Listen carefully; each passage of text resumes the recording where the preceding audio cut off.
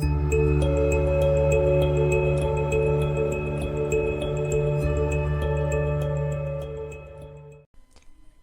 guys, I have a question for you. Are you a jumpy person? Do you get surprised easily? Well, my guess is that, you most likely do. And why am I guessing that? Well, if you're watching this video, it's probably because you have MS.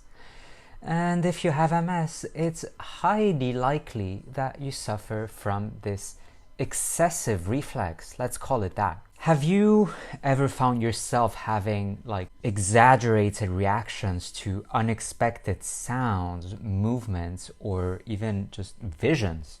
Imagine watching a horror movie. Do you find yourself jumping up to the ceiling? If you hear a loud noise all of a sudden, do you feel like your body will all of a sudden contract entirely? That, my friends, is a symptom that is very common in multiple sclerosis, which until recently was not necessarily associated with multiple sclerosis, and it is called myoclonus. Check it out up here. Myoclonus. So the reason why I'm making this video is because, well, it's obviously a symptom that I suffer from quite extensively. And I just experienced the joys of it just the other day. And this somehow most often happens when I'm carrying coffee. Because, well, there's a chain of reasons why this happens. And it's because, first of all, when I need to move my coffee from one place to the other, I will have to carry it. And when I carry it, when I walk, I have spasms, which makes that the mug or the cup will be shaking, which makes the spillage danger much higher. So what happens then? It spills.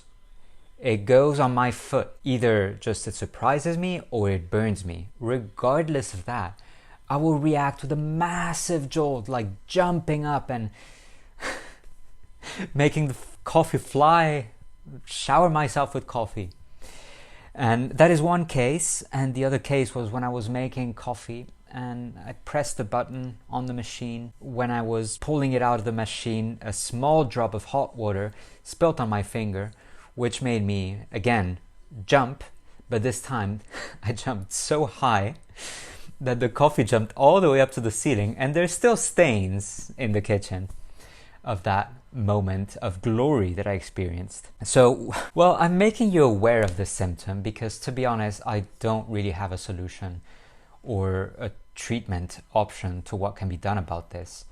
But I am currently consciously working on being as mindful as possible so that my mind is in two places. One, I'm minding what I'm doing, and the other one, I'm minding to be fully present so as not to get startled. Does it make sense? Like, I'm trying to control my body on the one side. So now when I carry the coffee, I'm like, I know something might happen. I know it will surprise me. Nonetheless, I'm going to try not to react in an exaggerated way. So this makes me be super, super mindful of everything that is happening around me. And that is why I suggest mindfulness. Just make a note at the back of your head that unexpected things happen. And just as much as you may spill the coffee on yourself, someone may come creeping from behind and say something to you, which in that moment will surprise you. If you tell yourself that you are ready if that happens, if you make that mental side note in your head, well, I don't know. I'm trying to believe that it could somehow work. I mean, so far, I haven't really had any positive experiences with anything, but I do want to ask you guys if you have any suggestions on how to avoid this, because it is one of those little symptoms that can make life with MS so much more complicated than it needs to be. Because if you think of the chain of consequences that this brings on, you're shaking, bam, you spill the coffee. Because of this exaggerated reaction, you will probably have spilled the coffee all over the room, which will make you have to clean the whole mess, spend a lot of energy, and that will leave you deprived of any sort of energy for the rest of the day. And we know with multiple sclerosis, you really want to be very careful not to spend unnecessarily your energy, because we do have limited amounts of that. I would very much appreciate some opinions, tips or tricks. I would also like to hear if they work for you. Yeah, just wanted to draw a picture of why living with MS is so damn complicated and contradictory to its own nature. It's like, why would we want to have to do more than we're supposed to when we're actually trying to do less? MS is so tricky. End of conversation.